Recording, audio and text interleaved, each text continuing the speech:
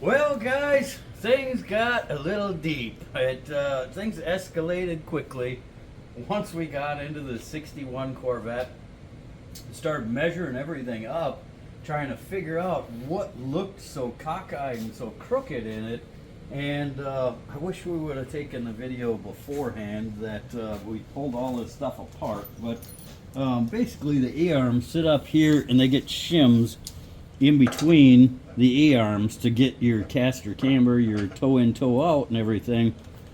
And notice they had a stack of shims on one side.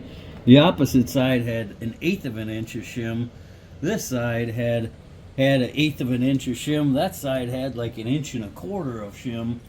And turns out, after hanging plumb bobs down and chalk lines, and figured out that this whole cross member that's in here, somebody welded it in crooked as can be. It's 3/4 of an inch out of square with the rest of the suspension and the rest of the frame. And what they did is cheated that alignment via the upper control arm mounts. But what that causes is one side, this side, had about 10 degrees of caster in it, which is your spindle layback. This side had almost none. And one of the things that caster does is, with the spindle laid back like that, when you turn a corner, the tires actually lean into the corner a little bit. And if your spindle is straight up and down, the wheel can just turn. And if you're going around a corner, your body starts to lean, and it will lean the opposite direction of what you want it to do if it doesn't have caster. And also, the caster creates your steering wheel. When you come around a corner, you let go of the steering wheel, it goes back to center again, and it wants to bring the car straight. Well, it doesn't do that if you have the spindle straight up and down like that. So it would have a high-speed wobble problem as well, and it will also have a problem with the steering wheel coming back to zero, and it'll be wandering around that way. So we decided that the best thing to do is cut all of this out. We've mocked the motor up in here multiple times, and we have the motor in the spot that we want it to be, so that part is great. And we got the location of the motor in here, but also the room for the tires. So if you look in here, there's quite a few things going on here. With the 275 tires on it, you can see the tires were rubbing right here, and all the bolts are right here too. For the bumper is also rubbing right here, so he couldn't get full steering radius with it. So whatever somebody did with this frame, that this is a custom frame. This is a C4 Corvette front suspension. So mid to late 90s Corvette suspension is what this has in it. And then we're digging around also, very familiar with these C4 setups, because I've done quite a few of them. And I noticed we have the twin piston caliper on here for the brake calipers, but this should have a 13-inch rotor. You notice the wear pattern on the rotor is all the way off the edge, and the pad would normally be down inside of there and go all the way out and have a rust little ring around the outside also. But these rotors are 12-inch rotors. These calipers are made for 13-inch rotors, so that's the wrong rotor that's on there right now. So those have to be replaced also. But actually, I have a buddy of mine that with a 1LE Camaro that he's getting rid of his whole brake setup on it, and we're going to see if we can fit that on here, give it a better look. But what are we going to do about the rubbing of the tires? Well, we're going to cut this whole stub of the subframe off, and we're going to fix all of that stuff at the same time. We'll convert this over to coilovers. We'll fix the bumper brackets and suck those in so he's got plenty of room for tires, and then hopefully put on a bigger braking system and everything for it as well. And then the whole wiring harness on it. This right here is actually just the wires that were mounted in the trunk of the Corvette to run the fuel injection. That's only for the fuel injection, and a couple taillight wires and stuff in there, but that's all the wires that were running through the whole body just for the fuel injection that was set up in the trunk. We're going to get rid of that, put in a Holley Terminator X system in it, mounted in a different location, so we'll give it a lot cleaner look, neater look to that. And then we got everything out of the inside of the interior of it as well, and go to the other side.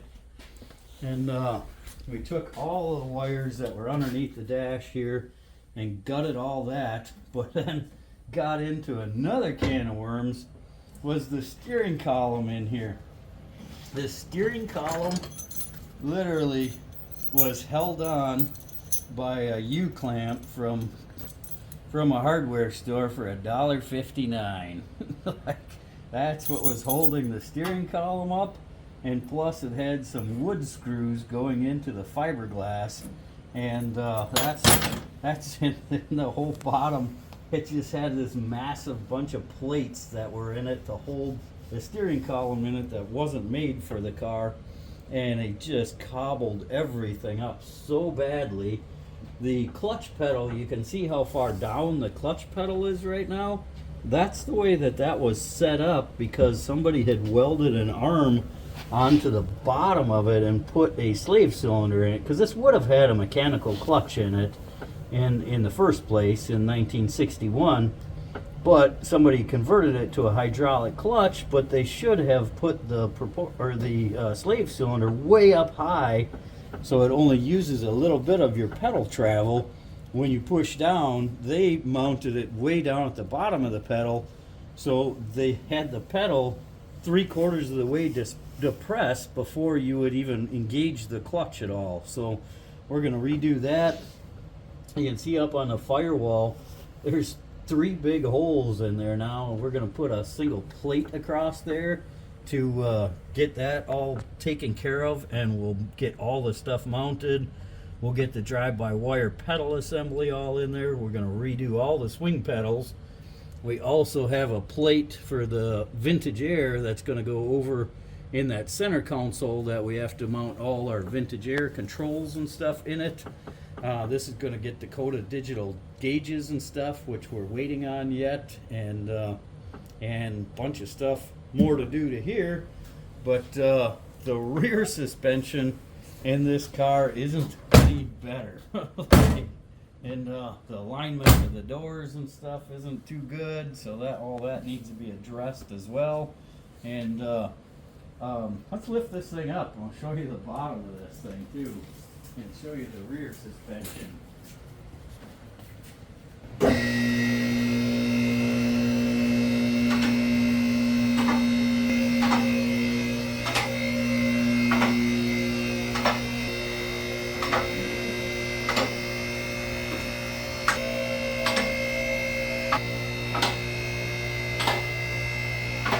Let me grab the light.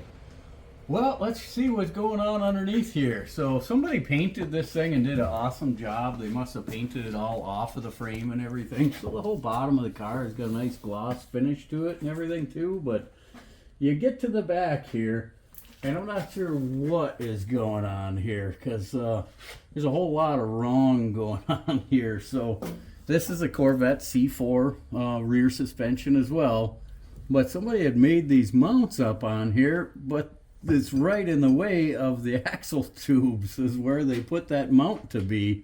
So that mount can't be right there where it is, but they just cheated it, and instead of having the shock mounted here where it's supposed to be, they mounted it outside of here, which was kind of a hay bale work, and then got this great big bolt here that they have holding the shock up, and you can see it was rubbing on the axle tubes. They were all polished aluminum. The rear end is narrowed also, so it is quite a bit narrower than it used to be, and those are rubbing on both sides, and that is kind of messed up too. So we're going to fix all that stuff. we're going to probably put new shocks on it and redo the mounts. We're going to also redo the mount on the bottom to bring the shock forward just a little bit more to gain some more clearance here.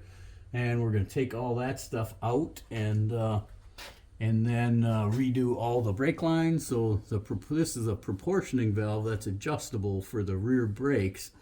And normally you would mount that under the hood or somewhere where it's easy to get at so you can change your brake bias.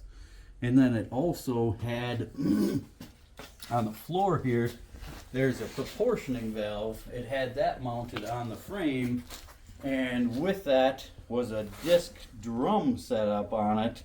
And then they had the other proportioning valve in the back to for the drum brakes, but it doesn't need that one at all. So we're taking that one off. We got rid of the hay bale brake lines on it, and we're going to make some new stainless ones on it. But check out this emergency brake setup right here too. So the emergency brake cables, I think they got those at the same hardware store that they got the clamp to mount the. So the emergency brake just had these cables and Crosby clamps on here, and the little turnbuckle here and Crosby clamps on there. I guarantee you pulled the emergency brake a couple of times and those would have broke. And then every time you hit a bump, you're going to be doing this. So that's not good. We're going to redo all that stuff as well. And this, the fuel cell is up inside of the tank here. And so that's up inside of there. We got to take the fuel cell out. We got to redo all that as well, because they just had the fuel lines and the KB Toy Store's fuel filter and stuff on it. So we're going to replace all that stuff and run some new hard lines to it. Got a nice neat fuel system and stuff as well. And then hang the exhaust system on it and tie the rest of the new LS3 into the existing exhaust system that's already ceramic coated and stuff. So we got that going on too. And you look at with the independent suspension in the rear, you look at how much action is going on and how much it moves. So it's at full droop right now, and you see how tilted the tires are. When it gets at full ride height, the tires are level, it's out, but then it pushes the wheels out farther as well. And when you're at full compression, it's actually tipped up a little bit. So there's a lot of stuff going on in the back, which gets it really hard to measure, level, and take all your measurements and everything, because everything is just flopping every which direction. So it's gonna take a little bit to straighten that out as well. But we're moving forward and gonna hopefully make this into one badass ride. We got a lot more coming up.